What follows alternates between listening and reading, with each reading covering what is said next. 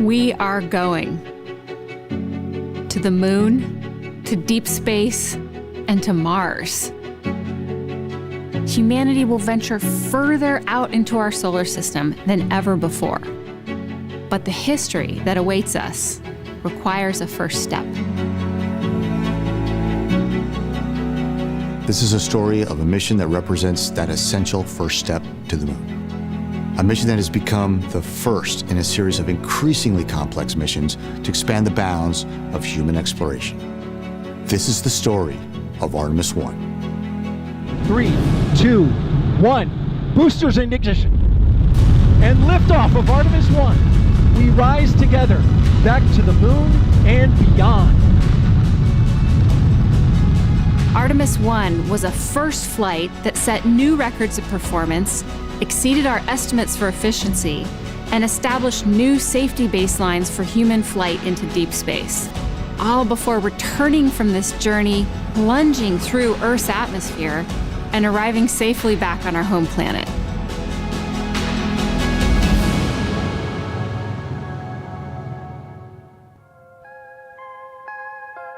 The stakes riding on this mission technically, politically, programmatically, were higher than anything I've ever witnessed. Anything less than the perfect operation of over 2 million parts that make up the Orion and SLS space vehicles, as well as the execution of tens of thousands of procedures during the flight. And it's likely that this generation, our generation, we lose the moon.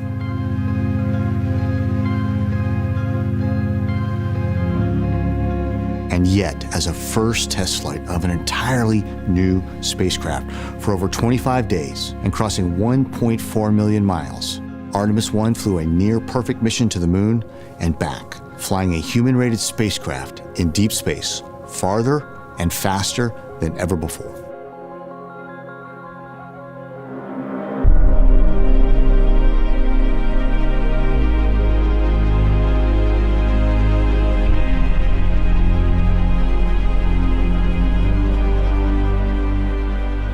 The launch of Artemis I on November 16th, 2022, was a demonstration of new generation of capabilities and powerful performances.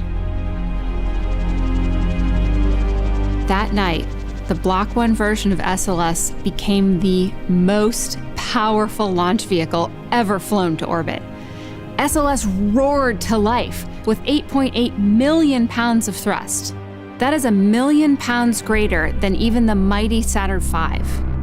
So all personnel, STC, STC's go. OTC, GTC, MCO. Booster, go. Control, go. GNC, go. Prop, go. CDH, go. FIDO, go. FAO, go. MPO, go. All right, folks, go for launch. At this time, I give you a go to resume count and launch Artemis I. And here we go. 10. Hydrogen burn-off igniters initiate. 4-stage engine start.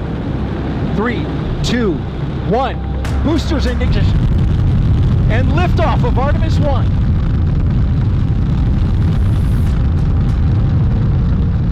We stood only 3 miles away from the launch pad, and when that countdown clock hit 0, the SLS lit up the sky like daylight.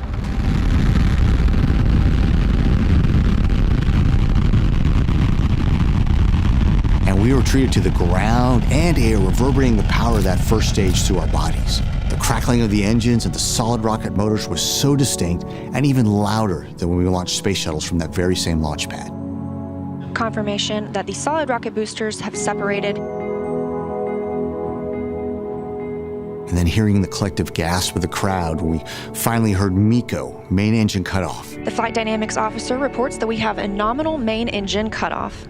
And everyone could finally breathe again. The first stage had done its job. That's a moment we will never forget. Performance nominal. Copy nominal. Booster, how's the engine look? Looking good, flying. Okay, FIDO, straight and narrow. The technical perfection of this launch was equally as staggering.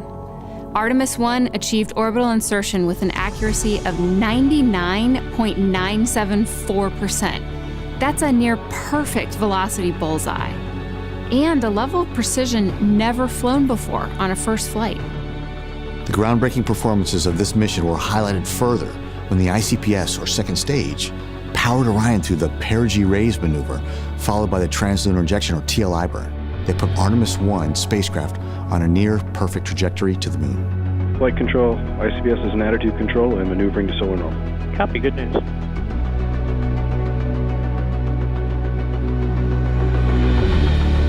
The views of our blue marble in the blackness of space, now capturing the imagination of a new generation, the Artemis generation.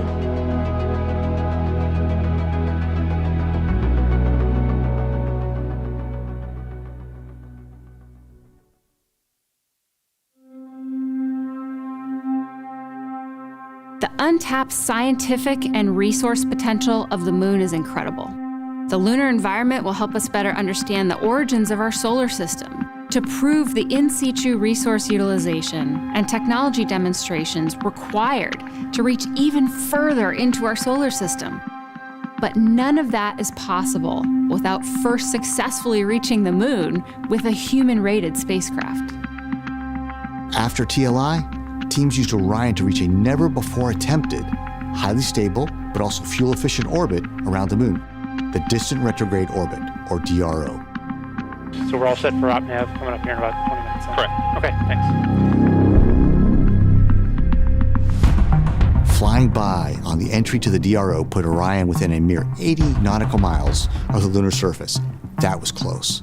And this path used the moon's gravity to slingshot Orion out to a new record for a human-rated spacecraft's distance from our home planet of Earth, nearly 270,000 miles away.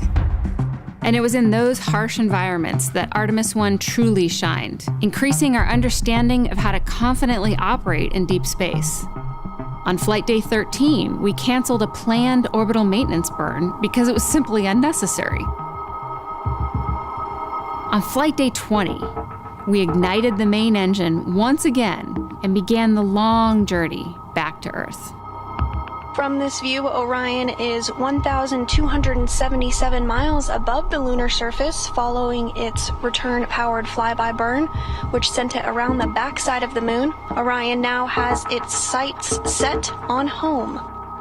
Artemis I set out to fulfill a number of requirements, but the highest priority for this mission was to demonstrate the performance of Orion's heat shield at lunar return velocities. So during re-entry, the largest heat shield of its kind ever made by humans had to prove that it could protect crews from temperatures that exceed 5,000 degrees Fahrenheit. That's nearly half the temperature of the surface of the sun. Orion hurtled towards the Earth at 24,500 miles per hour, Mach 32, and initiated the first ever skip re-entry. This is the first time that humankind has skipped a spacecraft off the Earth's atmosphere. For those of us who have flown shuttle, Soyuz or Dragon, coming back from the International Space Station, we wear these Mach 25 patches. This is the return velocity from low Earth orbit. But Mach 32, that lunar return velocity, that's a whole order of magnitude more energy to dissipate.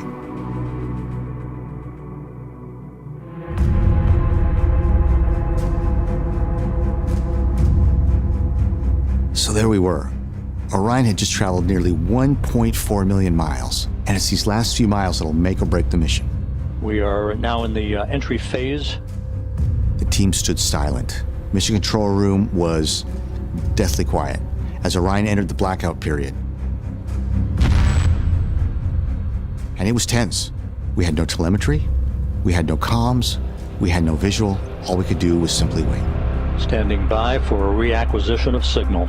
This is the moment of truth for Orion.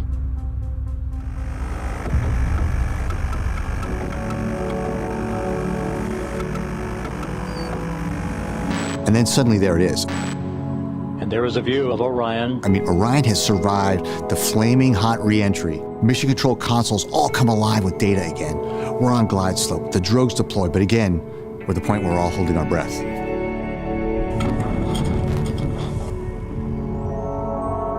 And there they were, the three big, beautiful main parachutes fully deployed.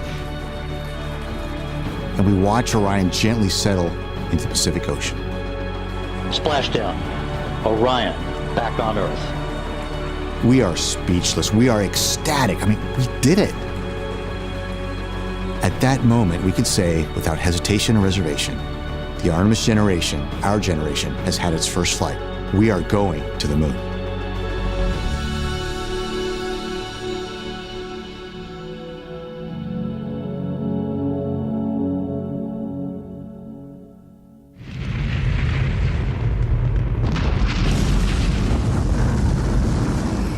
Statistics show that even through today, newly developed rockets have a failure rate of 50%. And generally, there is no rocket that performs perfectly on the first flight. And yet, SLS performed magnificently. This vehicle was described by space experts as symmetry in motion. There were 140 planned test objectives in the timeline. Artemis I achieved each and every one with such precision that the teams expanded the envelope with 21 additional test objectives. Because of the Artemis I mission, we retired risks that could have delayed or unraveled the ambitions of this generation, our generation, to return to the moon. Because of the Artemis I mission, we have demonstrated our ability to go farther and faster than ever before, opening the door to explore Mars and other destinations throughout the solar system. By nearly every single metric, Artemis I was a resounding success. Just as Orville and Wilbur Wright were the first to achieve human flight, 50 years from now, we will look back and point to how our efforts to venture out into deep space began here. Our voyage out into the solar system started with this first flight. And yet, this is but a prelude to what comes next. Ladies and gentlemen, your Artemis II crew. Human beings will fly around the moon next on Artemis II, simply because of the demonstrated amazing success of this first flight. Thank you to the NASA workforce. Thank you to our industry partners, everyone in Europe that's working for this. We need to celebrate this moment in human history. It is the next step on the journey that gets humanity to Mars. America has made a very deliberate choice over decades to curate a global team, and we are going to the moon together. When I think about this mission that's a relay race with international partners, it's also so awesome in and of itself. So, am I excited? Absolutely. I want everybody to say it. 1, 2, 3. We're